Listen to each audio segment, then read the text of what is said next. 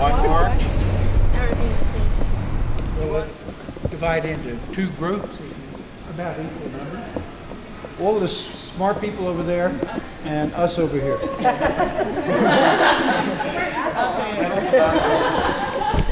Come on, smart people.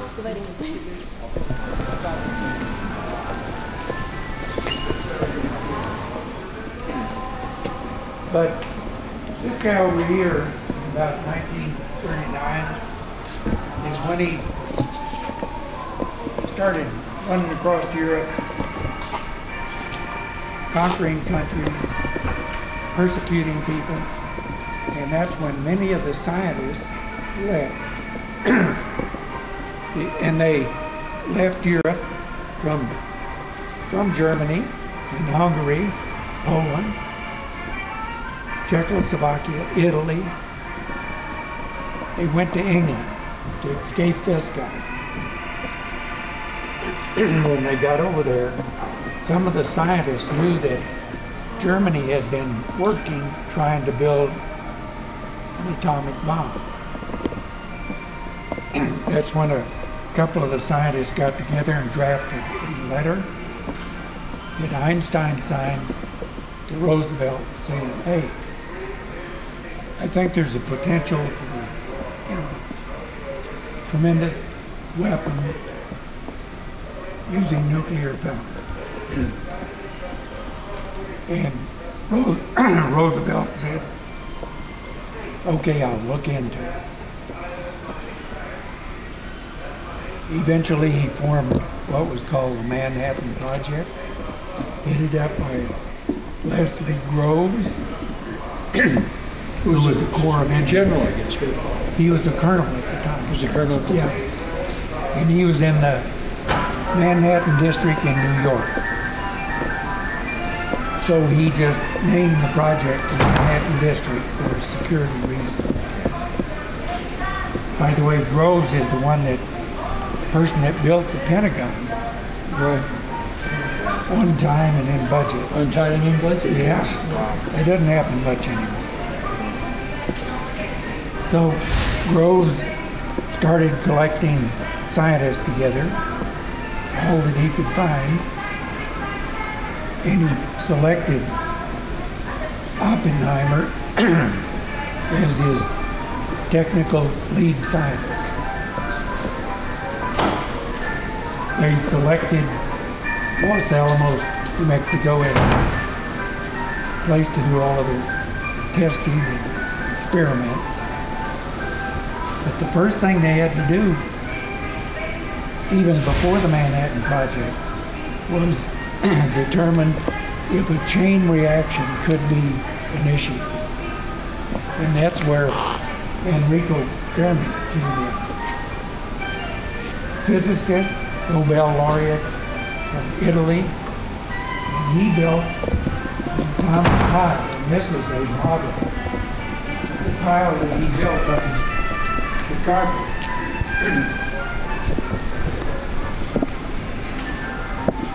It's about 20 feet in height.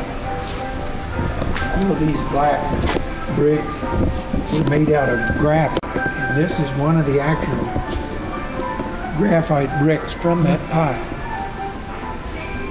They are serial numbered for assembly and disassembly. The little spheres, those were the spheres of uranium, natural uranium, and some uranium oxide. But when you got the pile assembled, you went through the control rods to see if the chain reaction would initiate. The chain reaction is just where a neutron hits an atom of uranium, a certain isotope, and it'll split apart, fission, give off a lot of energy and more neutrons. If you get enough neutrons with each disintegration, then it can hit other neutrons and you get a chain reaction. Well, that did occur in this pile. So they knew it was possible to build a nuclear weapon. And that's when they assembled this team together. And the kind of uranium that will fission and give off energy is uranium-235, which is an isotope of uranium. And it's about less than 1% of natural uranium. So they had to separate physically the 235 from the 238 because chemically they're the same. And one way they did that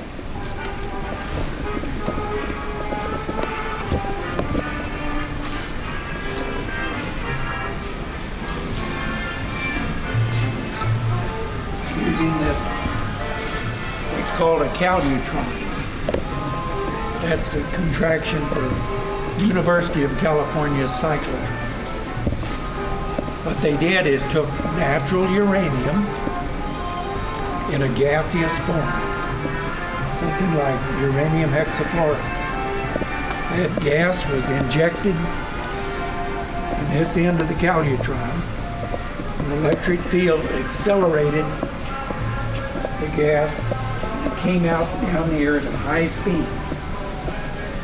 On both sides they put large electromagnets. And when those charged particles hit that magnetic field, their path was bent into a circle. So they came out down here, made a circle, came back here. The lighter U-235 made a smaller circle and re-entered these little openings right here. The 238 made a bigger circle because it was heavier, came back up here. So they were collecting the uranium-235 in here. Is that one of the actual ones used? Yes. Is it radioactive now? It's been totally, been totally decontaminated. I just thought I'd ask. Well, good question. Now these big electromagnets, this was during the war. Copper was very scarce. You may remember the little aluminum pennies that we got. Well, Groves knew that he's going to need a whole bunch of wire for these big electromagnets. And copper was already coming. So he went to the U.S. Mint and borrowed 18,000 tons of silver to make the wire for these magnets. Because they had thousands of these. 18,000 tons? 18,000 tons. He gave it back after the war. They got it all back. Oops. So they ultimately got their uranium-235 by this method. Now, that would make a weapon that very simple. All you had to do was take two pieces of uranium-235, subcritical, and put them together. And you get a nuclear explosion. Real simple. So that principle of the bomb, we'll look at it in just a minute, was the gun-type weapon.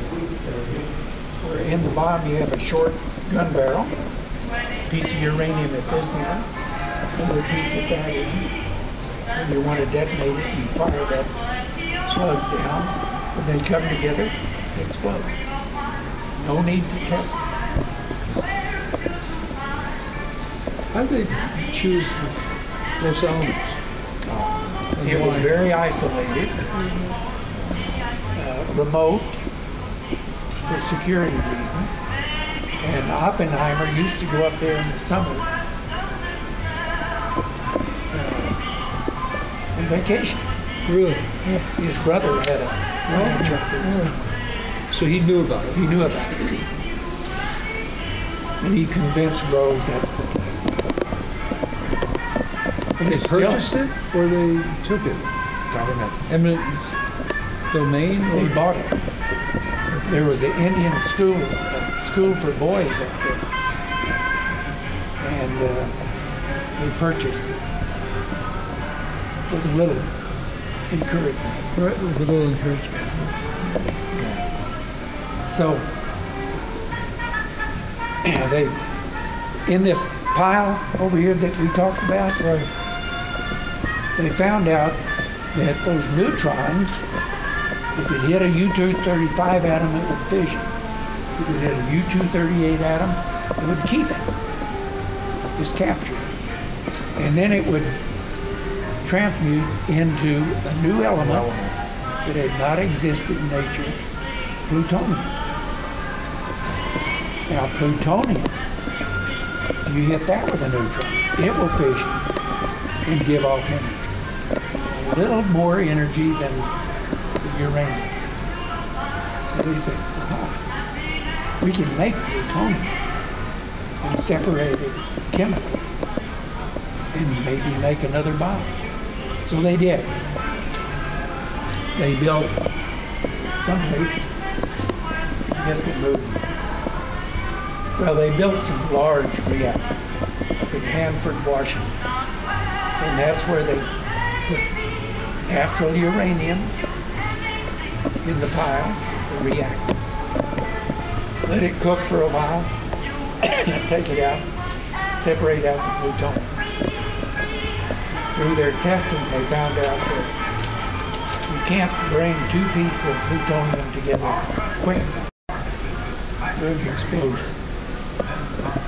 It will start the reaction and melt before they get together.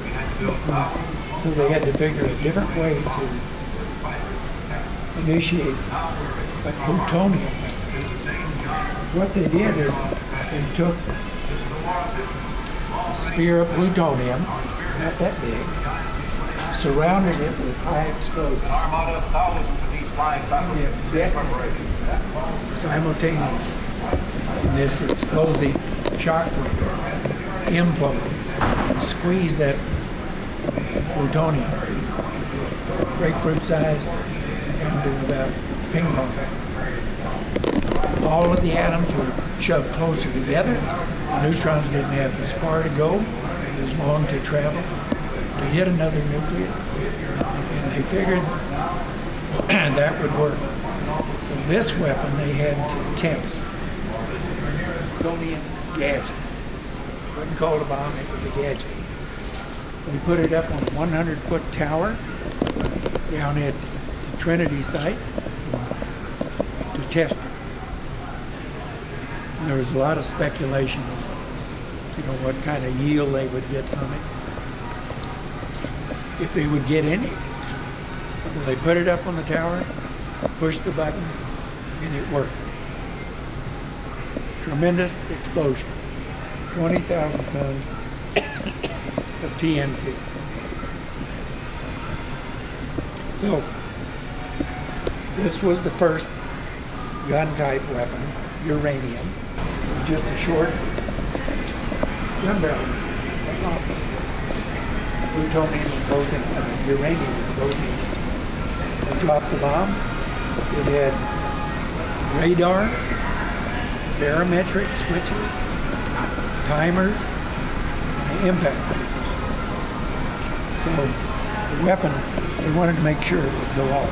Redundant, so if it didn't explode at altitude, it would explode upon contact. No, the radar told it its elevation as it was dropping. And that turned on some barometric switches and timers. And when it got to the right altitude, it detonated. That was about 2,000 feet. And they wanted it to detonate above the ground, not impact, because you would get more shock wave, greater distance. And this one they didn't test, but it worked. We got about 15,000 kilotons. 15 kilotons. Or this one. The plutonium bomb on Nagasaki, it got closer to 20 KT yield. And when we talk about yield and energy. The principle all came from Einstein and his famous E equals mc squared equation. In that equation, if you put 1 gram in for the mass, multiply it by c squared, you get 9 times 10 to the 20th ergs of energy. That's a bunch. If you convert that to tons of TNT, it's close to 20 kT from 1 gram. So that was the source of energy. What we have here are a few artifacts. Well, first, any question on these two? These were constructed so that they could fit into a B-29 Bombay without changing. Well, they did have to change the B-29s with hole leads, both the Bombay doors and the mechanism. Because that weighs, you see, about 8,000 pounds. It's pretty heavy. Didn't the planes take off from Tinian? Tinian Island, yeah. Now this is a actual weapons casing. It's built for a bomb. You'll notice that each piece of it has a stamped serial number and a little tiny anchor. These were made by the Naval Gunworks. They made them because they were proficient in developing heavy guns and battleships. That's basically what this is. A short barrel, heavy gun.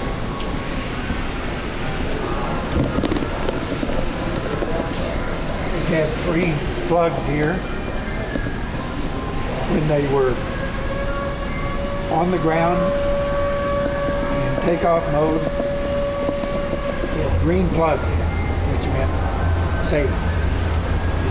Routed all of the circuitry to a safe condition. Once they reached altitude and were heading to the target, green plugs were removed, 3 arming plugs, red, were installed. For a while we had a set of these plugs on display here. The owner of them eventually took them back. They're privately owned? Yes. Private hands. Huh. How did that happen? These were pretty loose back then. You know, they Couldn't do that now. You're getting lost. People ask, well, how did you get a set of red plugs that went with the weapon? Yeah. Well, they had spare plugs on the aircraft. If for any reason something didn't work out.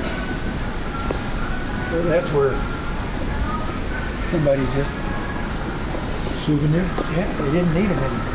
These are pretty loose. They brought the core in a Plymouth, or what is that? When I was reading, they transported it, the core of the bomb, in that car in the back seat. Yes, they did. And if we look at this is the actual vehicle that transmitted the core for Fat Man, the plutonium bomb.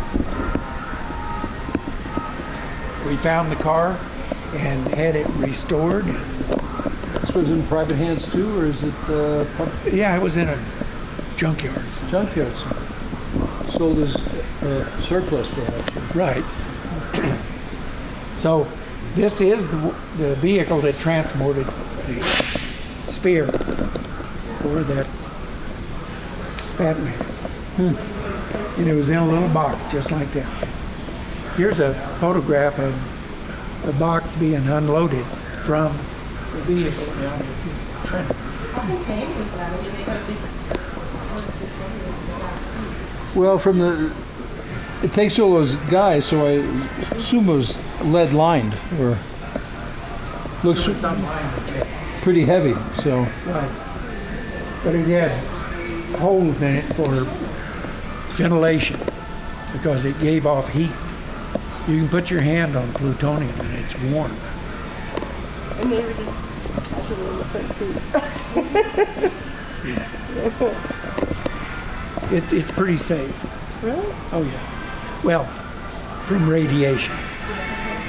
You don't want to touch it That's it. No, okay. Because there was that Russian journalist who ingested it. he ingested polonium. And polonium is a radioactive element that Madame Curie discovered Came from Poland, I guess, right? Yeah. from her native country. This is another That's spectacular. vehicle that was used to transport. Is that a Packard or? Plymouth. This is the Plymouth. That's the Packard. This is. Okay. Clipper. It's like a limo. That was the first stretch limo. Is it? Yeah. Yeah. See. And that's what it looked like when we found it in the junkyard. This one. A lot of pieces missing and rusted out. What was the purpose of extending the length? Or Just to get more to carry people more in people it. in? So it's They didn't bus have of them. what we call minivans then. It'd be a truck. Yeah. That's very good. That's fantastic. That's why they're the greatest generation. Well, after they dropped the 2 bombs on Japan, of course it ended the war and saved many lives. They estimated that up to 1 million casualties could occur if they had to invade. Yeah, the Japanese home army was still intact. They Yes. had 2,000 or 3,000 airplanes ready for Yeah. kamikaze type action. So Truman's estimates were almost Right. 1 million casualties, American casualties. Because they were in the process of moving the troops from Europe to the Pacific theater. My 2 uncles were in the process of being moved. They were with Patton in Europe, and then they got their orders for the Far East. So the war ended, everybody was happy, and no more wars ever. And that lasted a few years, and then the Russians detonated their weapon, their first nuclear weapon. And how did they do it so soon? Well, they had a number of spies up at Los Alamos that gave the Russians, the Soviets, the drawings, all the technical detail on both of those weapons. So they were able to build one in a pretty short time. And that started the Cold War. And we're going to move through here and take a look at it. By the way, this is a replica of that tower used down at Trinity. It's a 100-foot steel tower. They borrowed it from the Forest Service. Well, you know, the Forest Service had all these towers where they Observation towers. yeah, for look fires. for fires. So they borrowed the tower and never did give it back because it was actually vaporized. The tower was gone. Wonder how they accounted for it in the inventory of property. The loss of the tower. Yeah. Lost on post. Lost of yeah.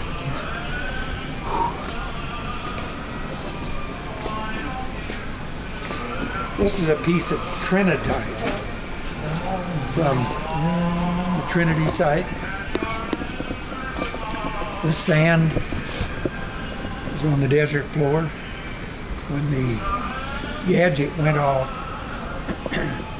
Just the thermal pulse from the weapon melted the sand, and that's what it looked like. Kind of looks like peanut butter. kind of bubbly, green. They don't make that anymore, by the way. Oh, good one. Yeah. You don't need a flash in here to take a picture of it. It's really It's very mild. back to the sand Yeah. standard. Whatever was in the sand. The only radiation in this was neutron induced right after the detonation. Right. And that's short-lived. Surely. Pushed the Cold War to a crisis in 1945 as he ordered a test detonation of the first Soviet atomic come back device, after sending a shockwave throughout the United States So- and its allies. At that moment, the atomic showdown. This is a 16-inch shell fired from a battleship. Carried a nuclear warhead. Range about 20 miles.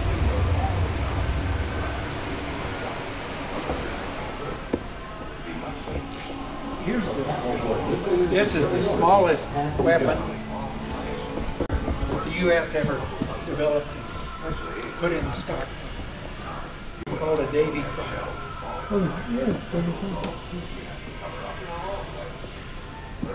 This weapon was designed to kill tanks. The Army said the Russians had lots of armor. When they come through that Fulda Gap, we got to have something to stop them. We want a small weapon. So they developed the Davy Crockett. You could fire it from a tripod or from the back of a Jeep. Used to have a picture anyhow. Fired from a Jeep. I was at the Nevada test site when they tested the first one of these against a tank. They had an M60 tank out there. Set the weapon up, got it all sighted in. We thought, boy, when that thing's over, there's not going to be anything there. And they fired it, and it hit the tank. Tremendous explosion. Took the goggles off, and the smoke drifted away. The tank was still there. The only thing you could notice was the turret, you know, that has a gun on it. It was to one side. So it killed that tank. Another tank, 50 yards away, would have escaped. So the Army said, gee, I don't think we can afford one of these for every tank. Nice idea, but thanks anyhow. Well, they already had a lot of these built on the shelf in stockpile. That's like in the pantry where you can beets and beans, put them there when you need them. So what are we going to do with it? They said, aha, we need an atomic demolition munition, something we can physically place under a bridge, dam, in a harbor. It's got to be small, light, and powerful. So they took this warhead from the Davy Crockett, put it in this, and the idea was, Somebody would carry it. oh, some idiot would jump out of a perfectly good airplane holding on to this. And when he got to the ground, there was a strap, and he put it on his back, and carry it, and then place it wherever they wanted.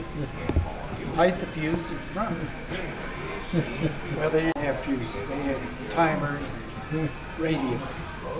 But the idea was to place it and destroy a tunnel, maybe a big bridge, something.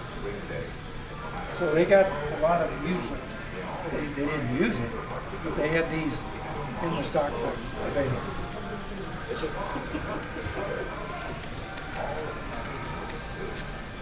The stockpile. And of course, you can tell by looking at it, it's an implosion type weapon.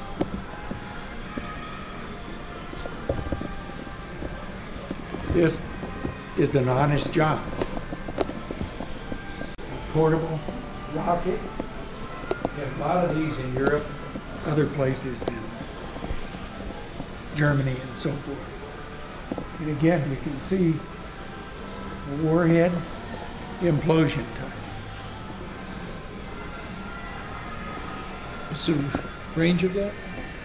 Approximately? About 15 miles. It's just a solid fueled rocket. During the Cold War,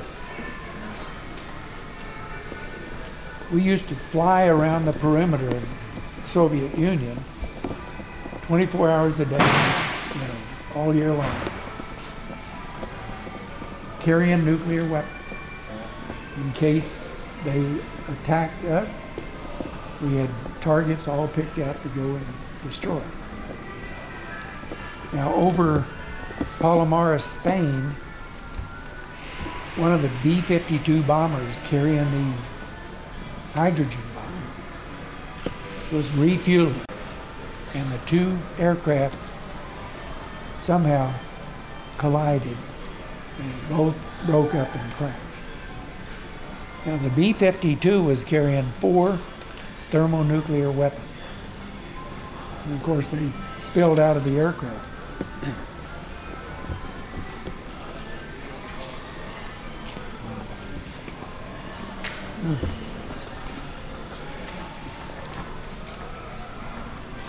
Three of the weapons landed in a tomato patch on Palomares. One of them exploded, high explosive, no nuclear. These were 1 point safe from a nuclear explosion.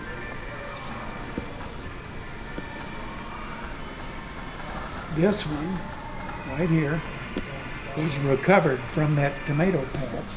It had a parachute on it, and it laid down pretty soft. And we got this one back. The other one detonated, and this one went into the Mediterranean. And they looked for this sucker for days and weeks. They couldn't find it. And there was some little Spanish fisherman that kept saying, "I know where your bomb is." Go away. We've got radar and Sophisticated and sonar, and we'll find it. After about 8 weeks, they still hadn't found that sucker. So they asked the fisherman, "Could you help us out on that?" And he said, "Yeah." He got in his boat, he rowed out there and stopped. He says, "Right down here." He was out fishing that day. And of course, he knew all the landscape and landmarks. So they used a grappling hook, which we used to have here. Well, anyhow. It's over here.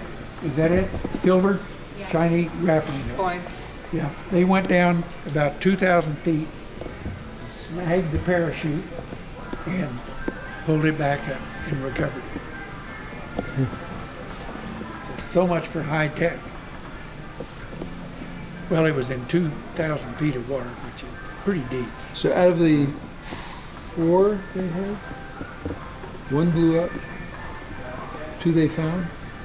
They found 2, and 2 had a Detonated. HE detonation. Yeah, okay. Then. And it ruined the tomato crop that It year. ruined the by the tomato. way. I hope they paid the farmer for his tomatoes. They paid them for the tomatoes, Okay. but they picked up all the soil, Yeah. all the contamination, put it in drums, and brought it back to the U.S., and it's still stored on the East Coast in those original. They can never use that land again for farming. Yes, because they physically picked up the soil that was contaminated. Contamination, tomatoes, everything. What'd they do with it? Ma'am? It's Where- stored Oh, Topsoil. in at Tech. No, It's on the in golf course. Carlsbad. It's on the golf course.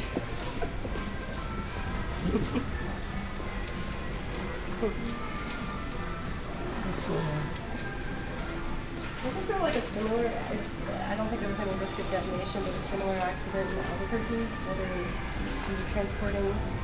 They were coming in for a landing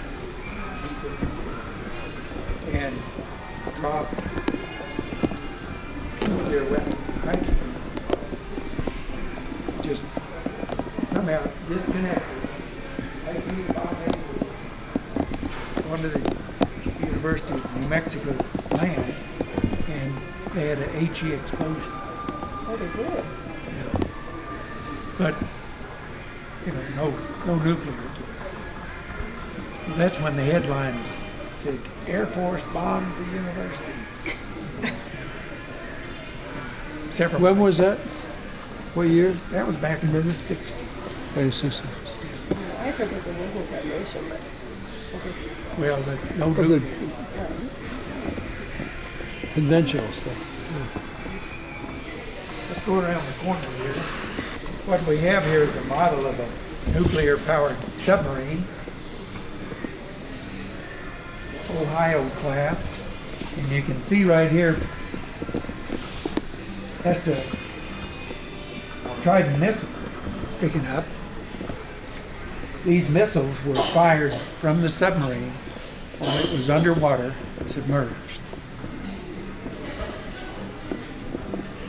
The submarine carried 24 of these missiles, and each missile carried up to 8 warheads, each one that could be independently targeted. So you could go to 8 different targets. The Navy gave us one of those missiles. And it's right here. We took it apart. Wow. That's the lower stage, the next stage, that's the upper stage. And this was the covering that went over the nose cone. You see the black replicas of weapons. Yeah, housing for the warheads. Those are really orange cones from the construction site. They wouldn't give us the real actual ones or the configuration. But we figured they've got to be small like that in order for this to fit over it. To fit over it. So they're something like that. And these things can stay underwater for 6 months without coming up. They travel all over the world under the sea. How many are there now? There's about 12 or 13. 12 or 13. And the latest, most advanced nuclear sub is the New Mexican. And it's being launched at this time. What class? What class is that? Still Ohio? Yeah. But it's up-to-date, modern technology. Lulu was a Navy bomb used for as a depth charge for submarines and other things.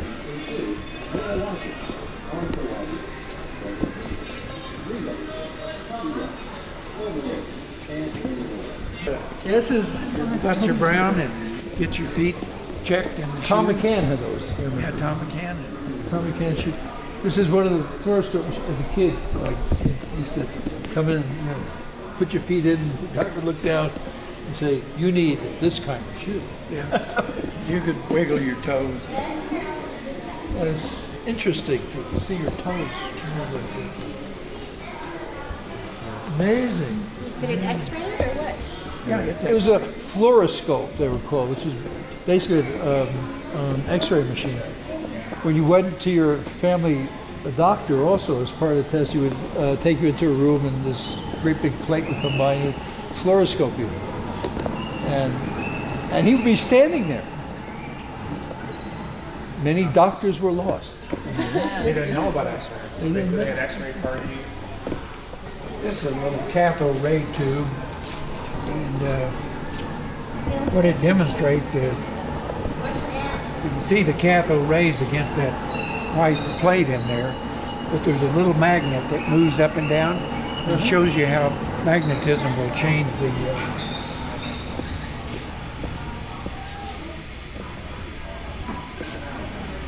I'm trying to get some more. Can you see those in there?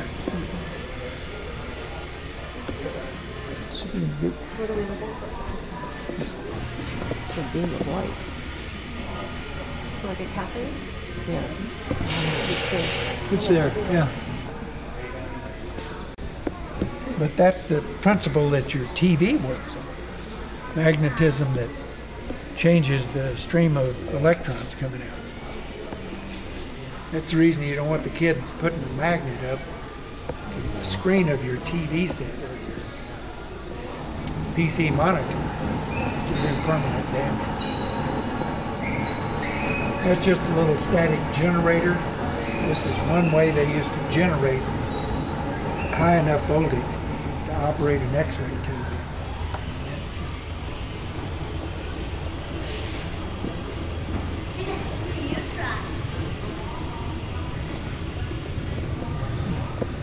Didn't work.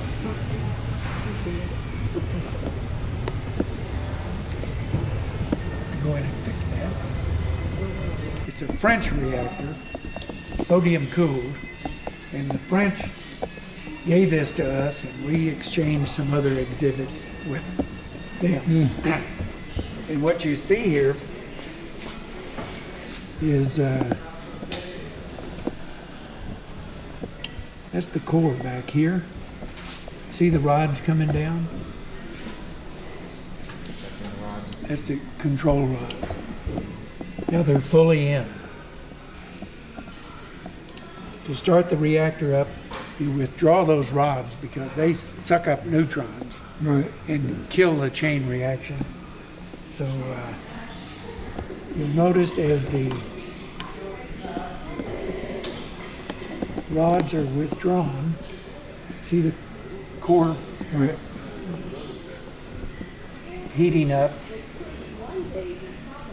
Cores composed of pellets, or this was a breeder reactor. so it's a okay, all right. So the end product would be plutonium or Uranium. uranium at the end. Yeah.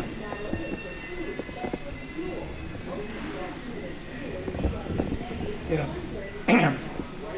When we got this one, the museum director said, plug it in and make it work. So I got to looking at it. It's 220, Oh, no. 50 cycles. So, It's a good thing you didn't plug it in to make it work. well, he had plugged it in and nothing would happen. Nothing would happen, of course. 110. So anyhow, we got it put together. Control rods go up to catch it. In the center? Yeah. See that happen?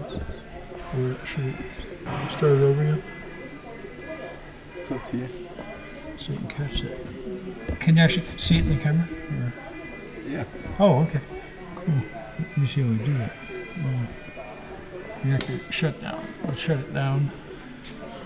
Control rods go down.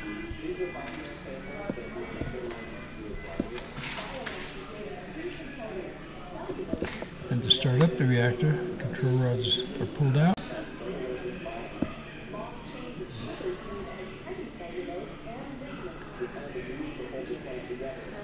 The core works.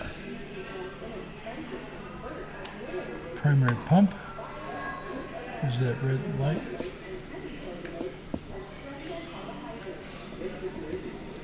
The heat exchanger is right there.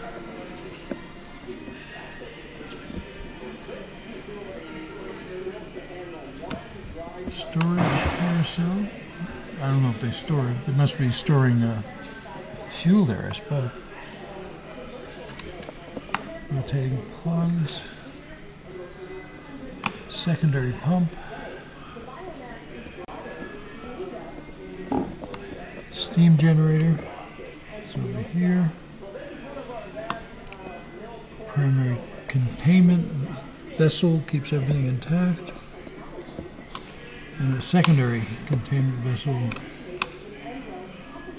which must be the other one around there. So it's without a light, I assume. What we have through here, this is a model of a nuclear-powered ship, the Savannah. Just a test vehicle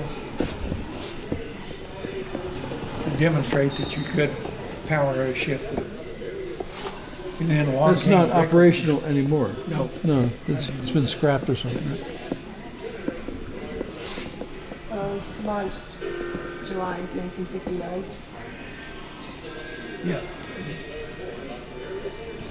Pretty early after the war.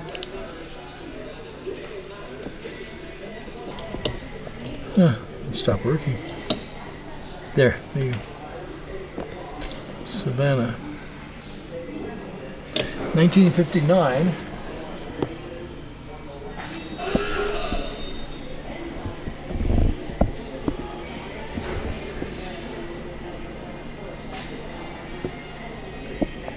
First proposed ship was 5 by Dwight Eisenhower, 600 feet long. Voyage in 62, 70, she was taken out of service and removed. Whoop, I'm sorry, excuse me.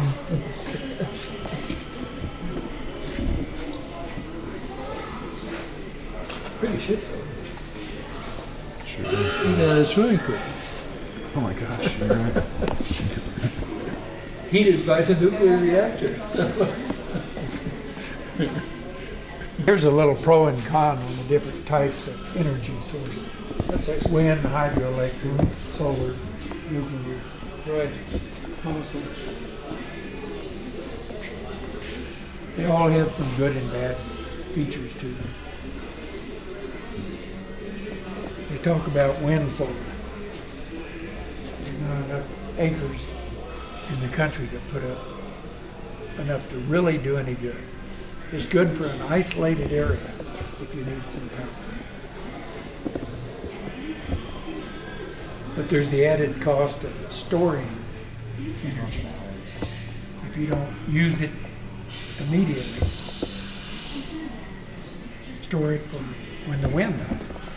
This is what's called Little Al's Lab. It's for little kids, school groups, and so forth. And teachers too. Oh yeah. And this was just a little Jacob's ladder that we put together out of junk parts. That's marvelous. That's wonderful. Put a little sensor up here so it doesn't run all the time. Right. The only thing we had to buy new, I bought some brass rods. The rest of that stuff came out of the surplus. This is nuclear medicine and quackery. Here's the fluoroscope. One of those fluoroscopes you that's were what we had talking about. Yeah. And this Wimhurst generator, it's a big one of that little model we saw back there. And this was used to drive X-ray tubes at that time. You managed to find all these artifacts, which are interesting. Different people donated them to us over the years.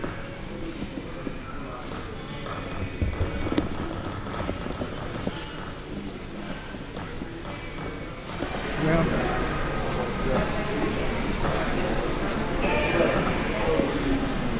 The cabinet on that is just beautiful.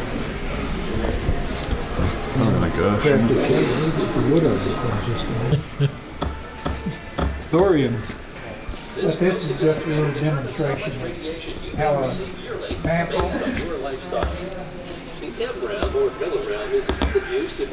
contains thorium. Fiestaware has uranium.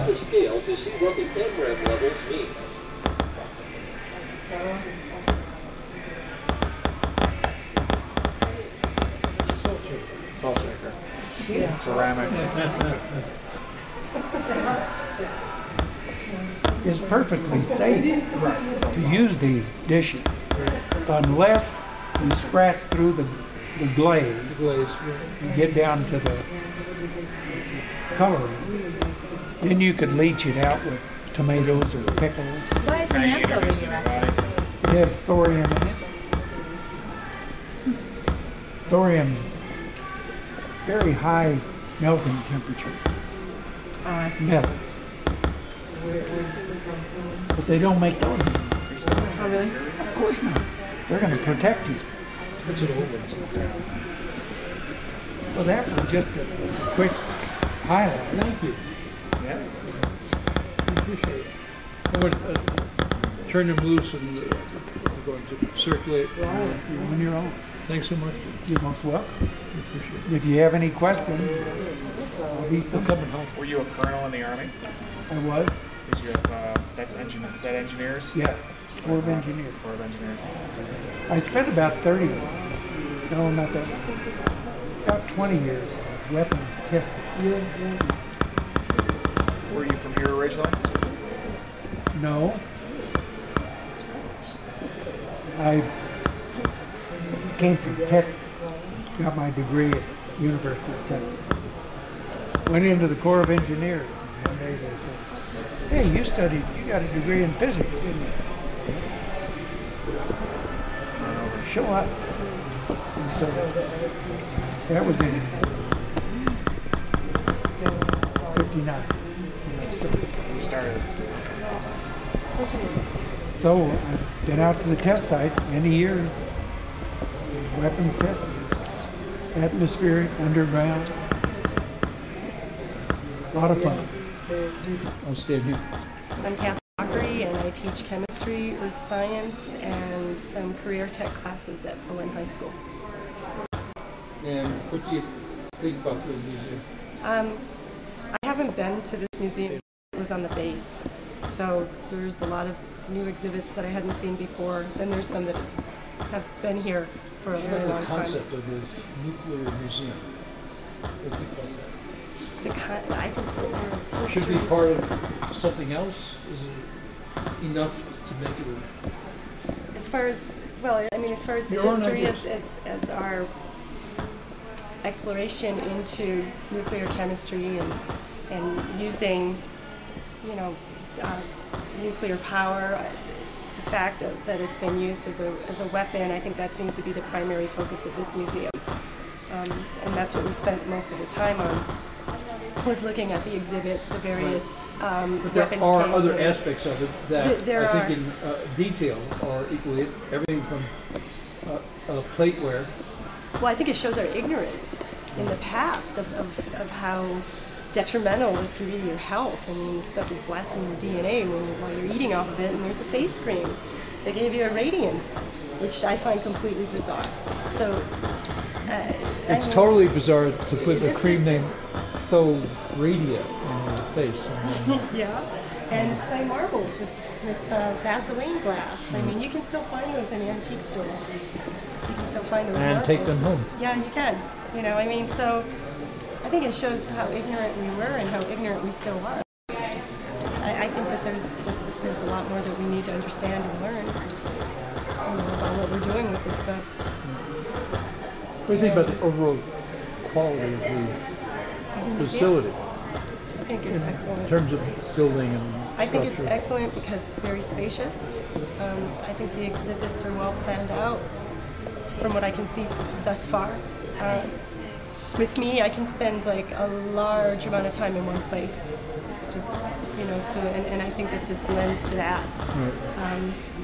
Particularly with the way it's laid out here with measuring devices onto pragmatic uses, well, pragmatic foolish uses. And I particularly like this exhibit. I wish they had more in it. You know, Material-wise.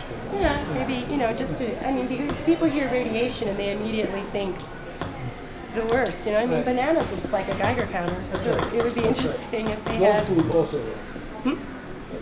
Dog food. dog also. food, anything that's been irradiated, spinach will. So, yeah, I mean,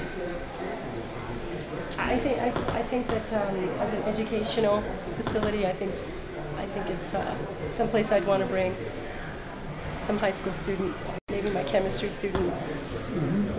We don't go into nuclear chemistry very much. We don't have time. Chem 2 does a little bit, but I teach Chem 1. So it would be nice to do a field trip here to kind of get an overview, especially with the docents explaining how the plutonium is derived from, what is it, 235? 238 to 235? And how it's contained. Thank you.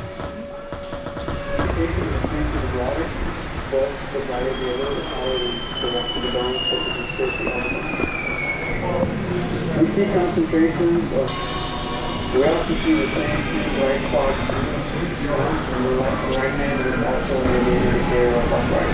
The actual emission tube located inside the cabinet created radiation that passed through the body and was absorbed or exposed. Plate in front controls your machine left adjusted the time and intensity. So the guy wore gloves, vests, and goggles with primitive methods, but everything else was exposed, so the patient. That is good. They I need one of those. Revigorator. Have you seen this? Yes, I did. Revigorator. Large pottery cart was lined with radium ore. Instructions on the jar suggest that you fill it every night with water and drink an average of 6 or more glasses a day.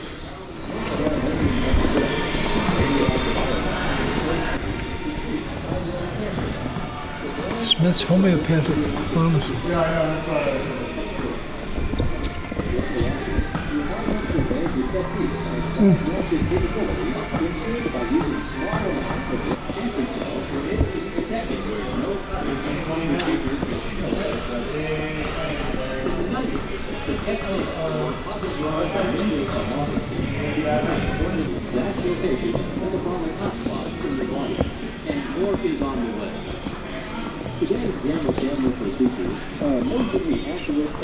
No idea.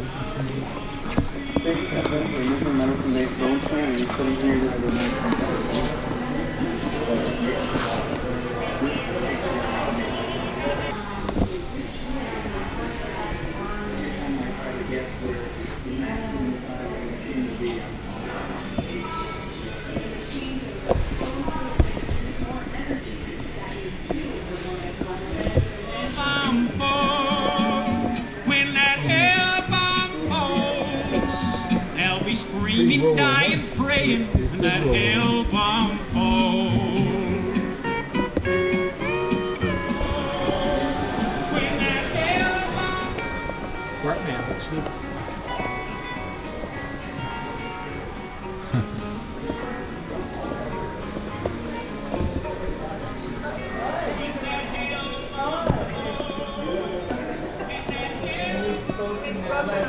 Why? What does it do? They won't let us use just clean energy to meet. Oh, it won't let you. No. So I want to know who made it, where the bias is. Oh, you should. You Because should the little email game is less than 40 billion and this many megawatts.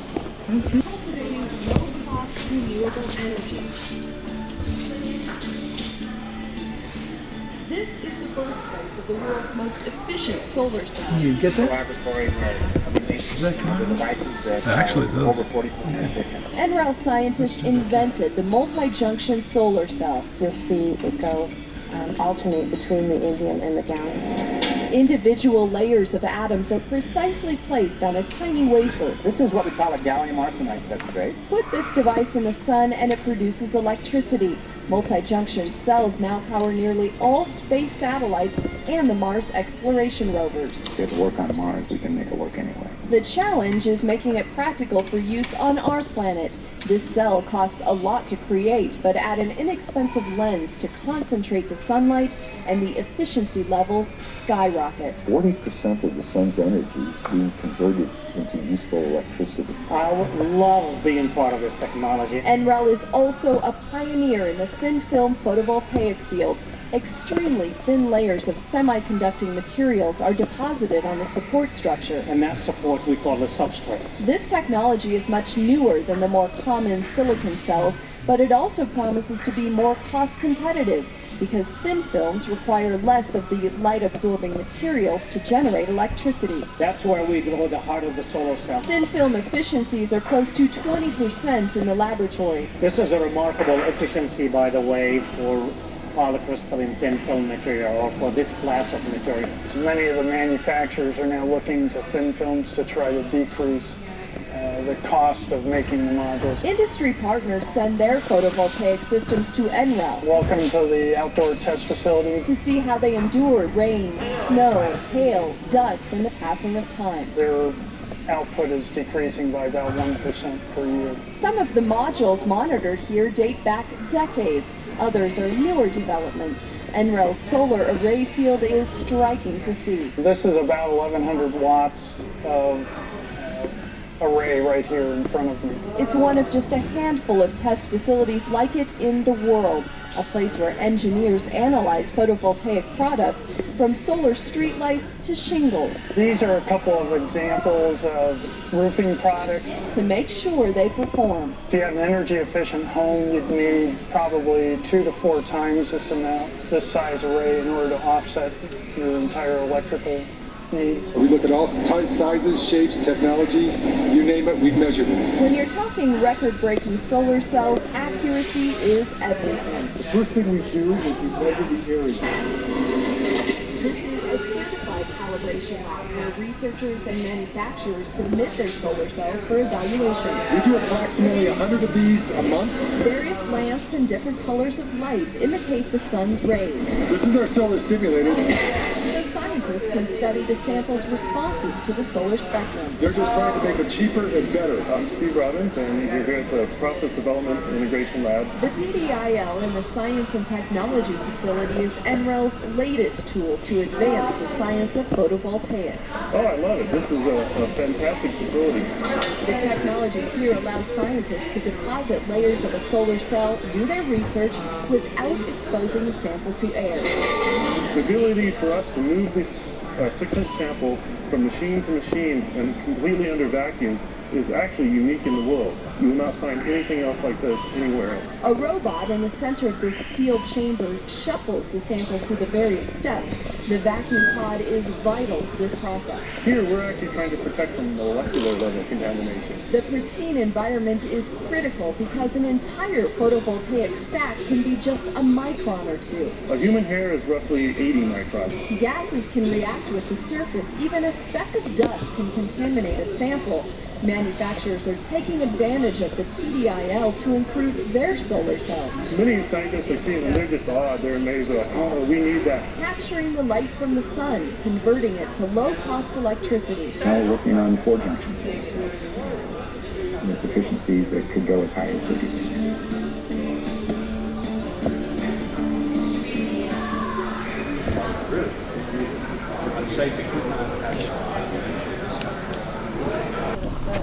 That one is an F-105 Thunder Chief. That was, that was used in Vietnam a lot. We lost 485 of those. You're still driving a plane.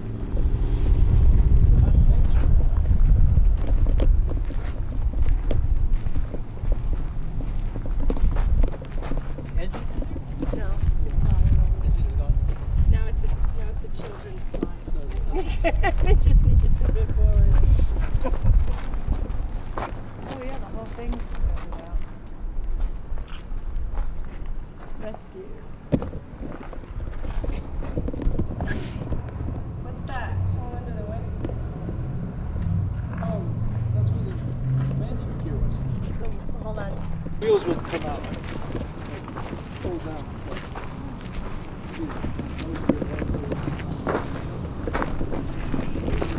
So this actually flew. Whatever edition it is. Actually, wow, it's probably just Bombay here. Bombs be carried here and also under wings. in this area right here? Yeah. Well, that's where that was the wheels landing gear, were. right? Landing gear, and there'd be racks. They're hot airplanes. 60 miles an hour. This? 40,000 feet. Made by Boeing Airplane Company. They were internally pressurized. It was the first bomber to be completely pressurized inside. I was talking to a friend of mine, and her dad used to fly the bombers before they were pressurized, and he had a lot of health problems. B-17s. Well, you had health problems and circulatory noise issues. problems, and because they're not pressurized, you're going up to 25,000 feet. You know, oxygen mask, but your legs are exposed. Legs, that's what it, yeah. Circulation problems. He had a lot of circulatory problems Right. later in life. You'd see it had a pot. This would be where the front turret was. The two 50 caliber machine guns under here, two in the in the rear, two on top here, two on top of the rear, and a tail gunner. And how do they see? I mean, it's all. What's that? Where are they viewing things from? There'd be, this was the first airplane to have remote sighting. So there'd be a guy in a clear bubble that controlled each of the gun pods. And he would have a machine with sights that he would turn and look at, and the gun would follow him. Oh, okay. And he would press the triggers there. It was a great improvement. Finding it when it's spitting out fire. It's guaranteed to die. Strategic bomber. It was used in Korea. Were there smaller, much smaller versions of this? No, not for. This was a heavy bomber. Anything small would be medium bomber, light bomber. But there was a tail gunner. That's a cannon. Sat in there. Where did the tail gunner sit? Right in there. And he was connected by a tube and a track from there to the front. But there'd be also a door. He could fall out of here. And there was a radar thing under there that he would control 4 guns out here. We had that stuff locked down on air battle.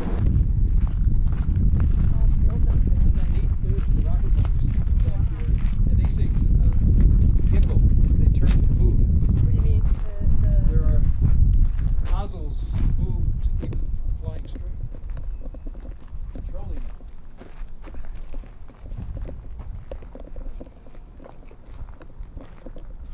So those are big engines actually. So it's a liquid fuel thing, and the tanks are up here. With all the plumbing, these are much more complicated than solid fuel rockets, and these are to cool the outer thing. And each of these is to heat the fuel, so the fuel flows down and back. It cools the chamber. This would use liquid oxygen for one, and whatever the next one could be noxious things. Oxidizers. Yeah, really obnoxious stuff. These are pumps to pump the fuel into the chambers. Not so simple. It's called rocket science, huh? That's for sure. It's not rocket science, that's right. That's right.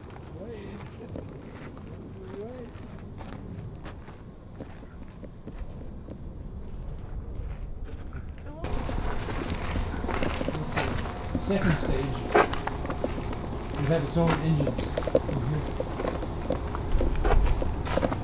And there are some fuel pumps.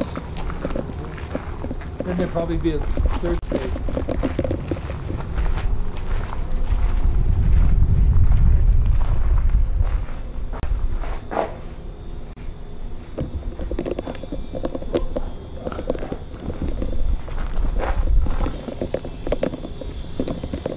Back there. That one over here is solid fuel. But there's a warhead up front. You can see. That might be a Minuteman. I don't know. Oh, that's the Minuteman here.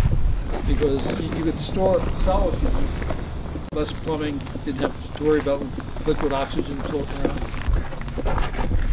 Cool stuff?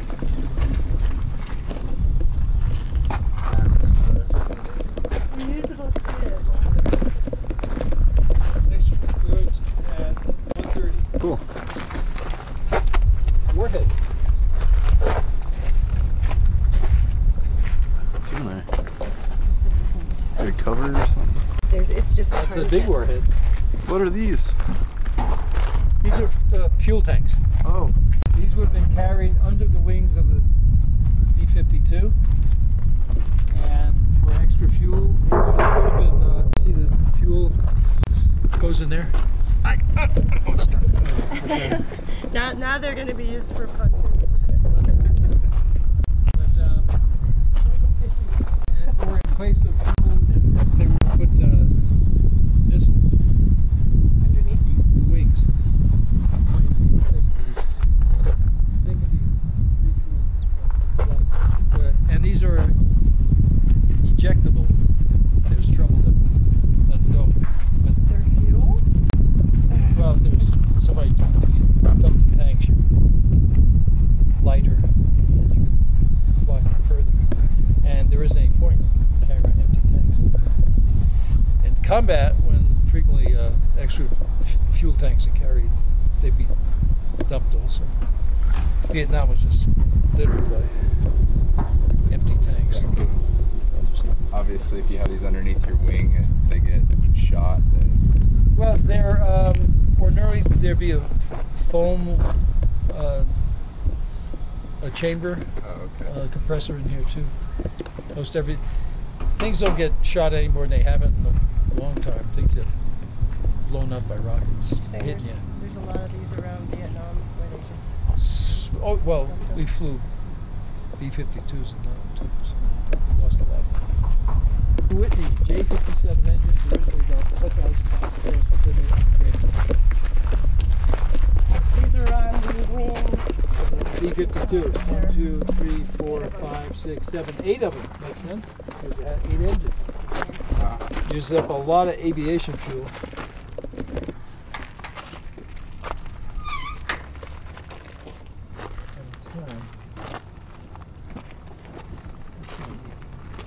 But you notice how small these engines are.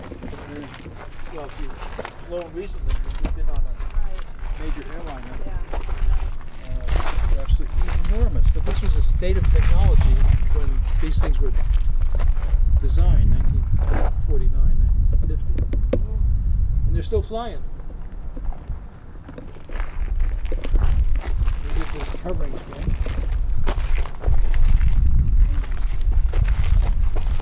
Floor tiles. Really? Who's sorry?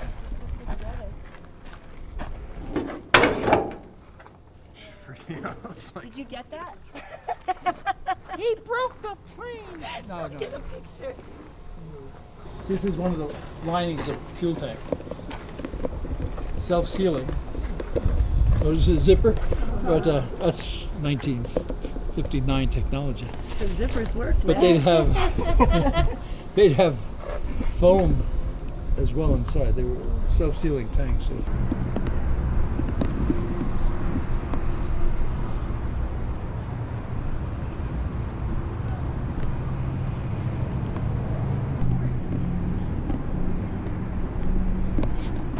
The world is an interesting, strange place.